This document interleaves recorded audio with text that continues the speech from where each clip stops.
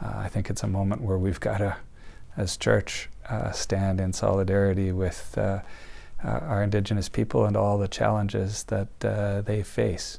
In the Truth and Reconciliation Commission, there were a series of calls to action that were addressed to the churches, and we're trying to engage with Indigenous people in responding to those.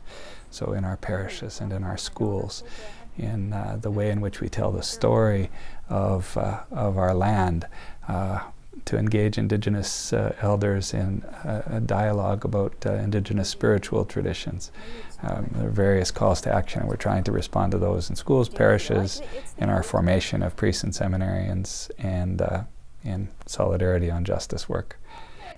I would say that there have been many comments on the Stanley trial and the acquittal, which I think are insufficient. They don't look at the larger context of the situation of Indigenous people in this province.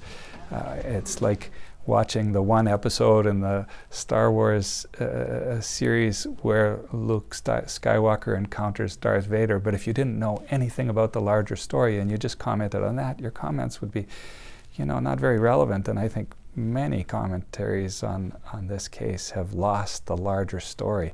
And what is that larger story? It's a history of colonization, of residential schools, where our Indigenous people have been marginalized. The TRC process exposed us to waves of suffering and invited us to respond and to engage in the work for justice.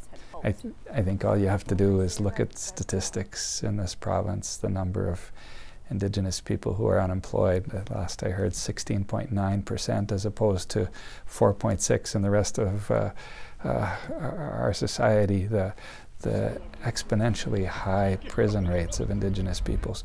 There's a reason for that. That's because there's a history and a legacy of colonization, of residential schools, of alienation from families, and we're living the result of that legacy.